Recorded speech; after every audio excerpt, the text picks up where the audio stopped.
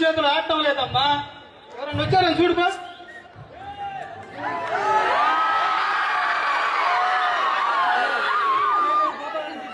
ఎవరు రావట్లేదు డాక్టర్ గారు.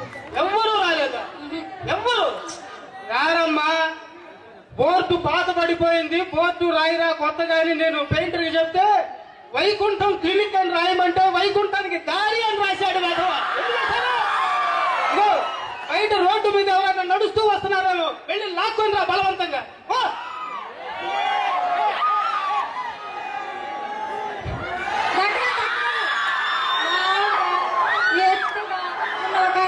మన క్లినిక్ వైపే వస్తున్నారండి. ఇది లావుగా ఎత్తుగా ఉన్నాడా? అబ్బో పెద్ద కేసు అయి ఉంటుంది. లోపలికి రాగానే తలుపేసి బోల్ట్ పెట్టాయి. తర్వాత నేను చూసుకుంటా. అలాగే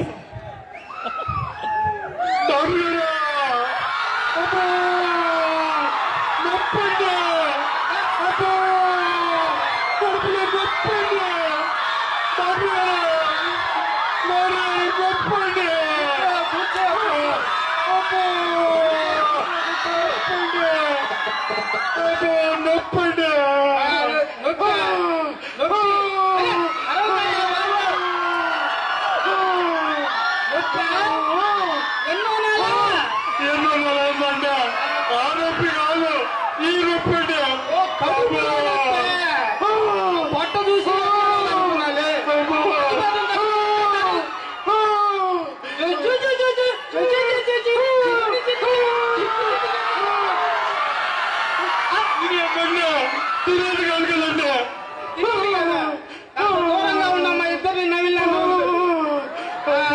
తగ్గిపోతుంది. ఇంతకీ నొప్పి ఎక్కడా?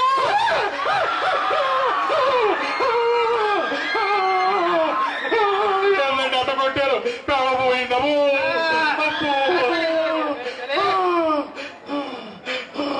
పొద్దున్నే ఏం తిన్నావు? ఏందన్నారండి? కొత్త సోదగారండి.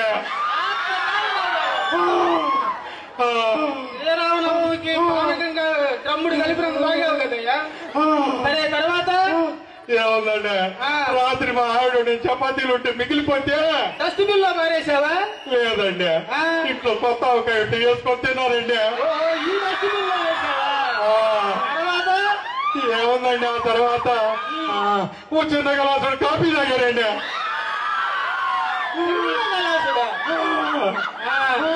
సరే ఏడవద్దు, తగ్గిపోతుంది.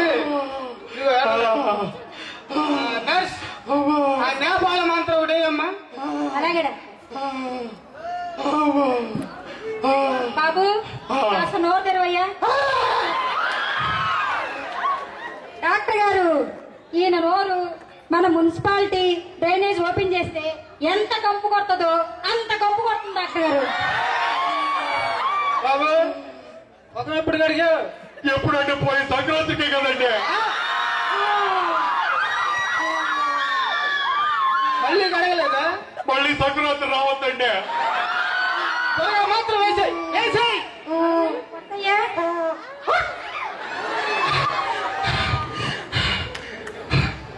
అమ్మో విషయం మామూలుది కదండి. తగ్గిపోయిందండి. తగ్గిపోయిందా? తగ్గిపోయింది. పోతుంది. నర్సు చేతి మాత్రం వైకుంఠ యాత్రే. సరే ఈ మందులు వాడు, పుట్లు వాడు తగ్గిపోతుంది. ఈ మందులు మాత్రం వేసుకుంటే పూర్తిగా తగ్గిపోతాండి. అప్పుడప్పుడు ఏమైందండి? అలాగే అంటది కానీ ఆ మందులు ఏమి తినకుండా వేసుకో. ఏమి తినకుండానా? మళ్ళీ ఇప్పటికి ఆకలి కరకరలాడిపోతా ఉందండి. ఇదిగో బాబు, చలపతి వాళ్ళు భోజనాలు పెడుతున్నారు, వెళ్ళి అక్కడ తిను. ఒక సలహా ఇచ్చినావు. చలపతి వాళ్ళు భోజనాలు పెడుతుంటే ఈయన అక్కడ భోజనాలకు వెళ్తే స్టూడెంట్స్ నోటి కాడ ఫుడ్ తీసేసినట్టు ఉంటుంది. బాబు కొంచెం తిని వేసుకో. కొంచెం అంటే ఎంత సరిపోద్దండి?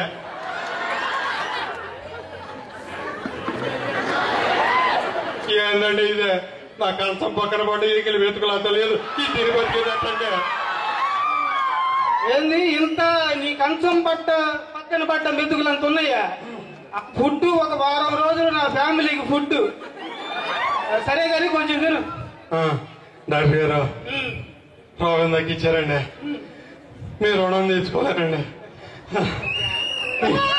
దూరంగా ఉండు. నువ్వు మీద పడ్డావంటే నేను డాక్టర్ లక్ష్మణస్వామి దగ్గరికి వెళ్ళాలి. అతకడానికి ఎముకలు ఉండవు, పొడి తప్ప. దూరంగా ఉండు బాబు. బాబు నువ్వు డాక్టర్ గారి దగ్గరికి వెళ్ళి ఒక్కసారి ఊహు అంటేనే ఆయన గాలికి ఎగిరిపోతాడు. నువ్వు కొంచెం యువతలకి రా. డాక్టర్ గారు ఇప్పుడు నేను ఉంచుకోనండి. మీ ఫీజు ఎంతో చెప్పండి. ఆ ఫీజు ఎందుకయ్యా? నేను చేసింది ఏముంది? ఒక చిన్న మాత్రం వేసా అంతే. అమ్మా అమ్మా డాక్టర్ గారు చాలా మంచోళ్ళు అండి. బాబు మీలాంటి పుణ్యాతులు ఉండబట్టే ఈ లోకంలో వర్షాలు సకాలంలో పడతా ఉన్నాయండి. అవునవును, మొన్న కేదార్నాథ్ బద్రీనాథ్ వరదలు ఆయన పుణ్యమే. అవునా అమ్మా? డాక్టర్ గారు మీ రుణం తీసుకుంటానండి. అసలు మీకు నా తోటి ఎప్పుడు ఏ అవసరం ఉన్నా సరే ఒక్క గంట ముందు చెప్పండి, తీర్చవుతా. ఏంది నీతో అవసరం ఏదైనా ఉంటే గంట ముందు నేను నీకు చెప్పాలా? సరే ఏం చేసినా రుణం తెచ్చుకుంటావయ్యా? ఏముందండి, నా ఎట్టేట్లో మీ ఇద్దరికి చెరువు ప్లాట్ రాసేస్తానండి. నీ ఎస్టేట్ లో మా ఇద్దరికి చెరువు ప్లాట్ రాసేస్తావా? అయితే నాకు తూర్పు ఫేసు. నాకు తూర్పు. నేను డాక్టర్, నాకు తూర్పు ఫేసు. ఇక్కడ నర్సు, ఇక్కడ నాకు తూర్పు. నీకు ఇంకా 6 నెలల జీతం ఇవ్వాలి నేను. అది తెలుసుకో, నాకు తూర్పు ఫేసు. సరే అలా ఉండు. ఇంతకీ నువ్వేం పని చేస్తావయ్యా? ఏం చేస్తారండి? బజారంలో గోతులు నవ్వుతుంటారండి. నా ప్లాట్ కూడా మా నర్సుగా ఇవ్వు. అట్టయితే ఓ పని చేయండి, ఇద్దరు తీసుకుపోయి 1 కోట్లోనే పెడతా. వాటేసి పడుకోండి. Right, thank you very much. నాకు మంచి డైలాగ్ చెప్పాలనిపించింది.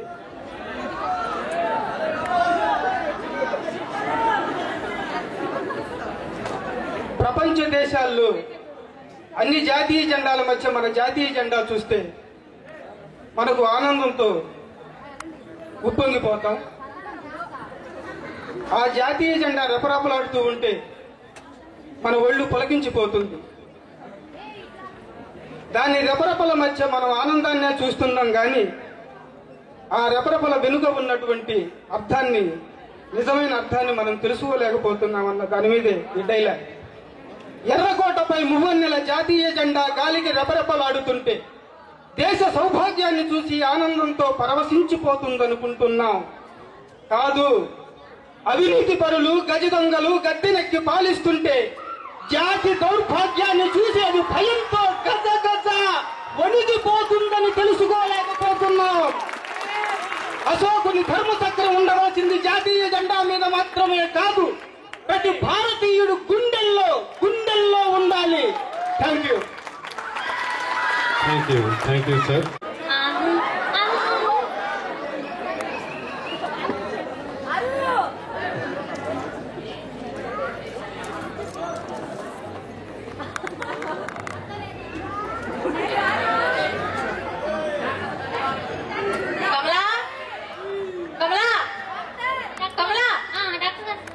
నీకు తలకాయలు ఏమన్నా ఉందా? ఆ 3వ నెంబర్ బెడ్ పేషెంట్ కు 8 గంటలకి ఇవ్వాల్సిన ఇంజక్షన్ ఇంకా ఇవ్వలేదటగా. నీకు ఉండే కొద్ది మతిపోతుంది. అంతేనమ్మా, అందరూ నన్ను అలాగే అంటున్నారు.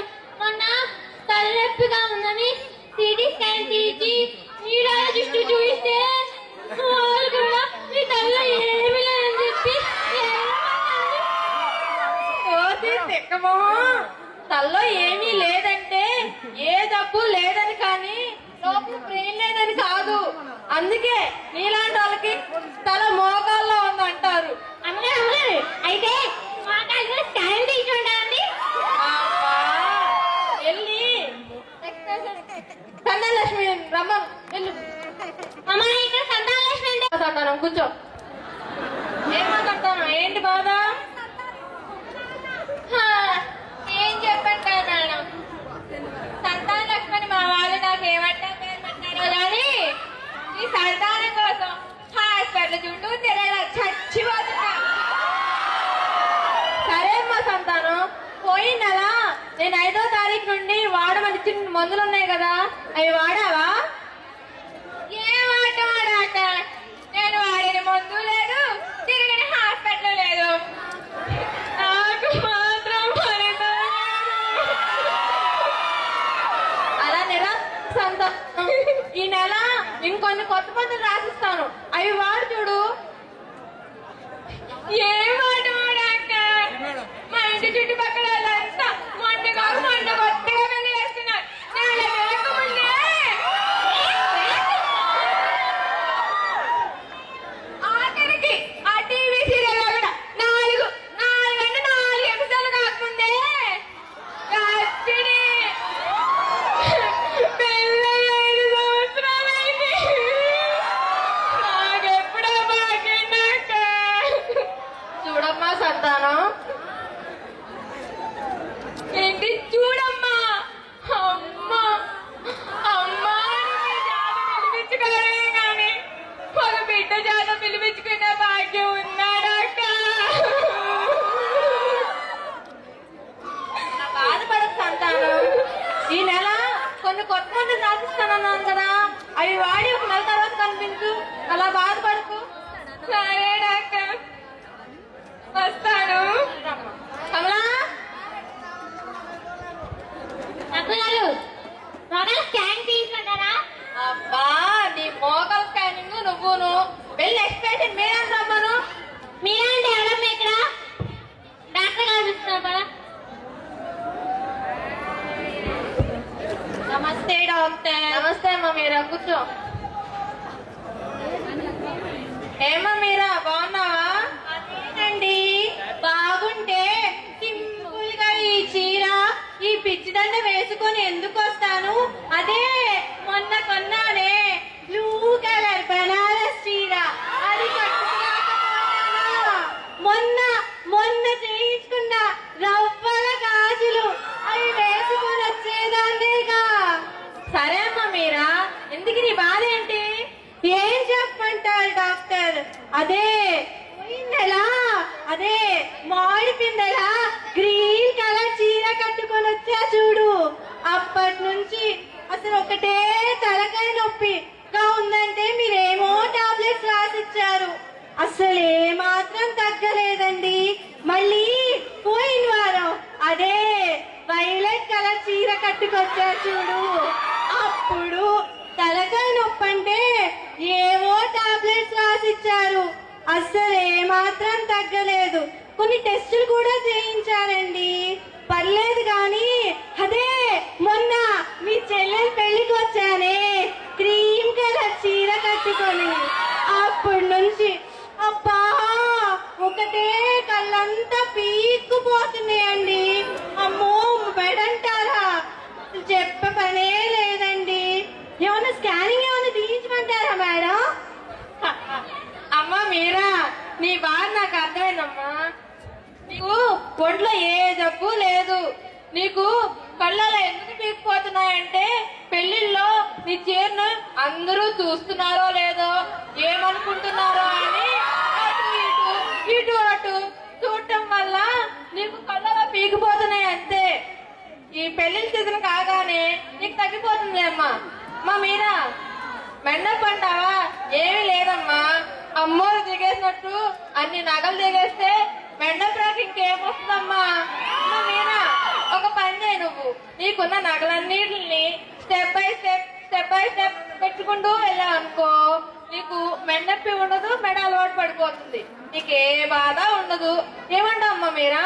ఓహో, అలా అంటారా డాక్టర్? సరే డాక్టర్, మీరు చెప్పినట్లే చేస్తాలే. సరేనమ్మా మీరా. ఇంతకీ ఈ పాయింట్స్ మీద మీ వార్త ఏమైనా ప్రాబ్లం ఉందా? భలే కనిపెట్టారు డాక్టర్. పోయిన నెల అదే ఈ విషయం మీద నాకు మా ఆయనకి పెద్ద తగాదా అయింది.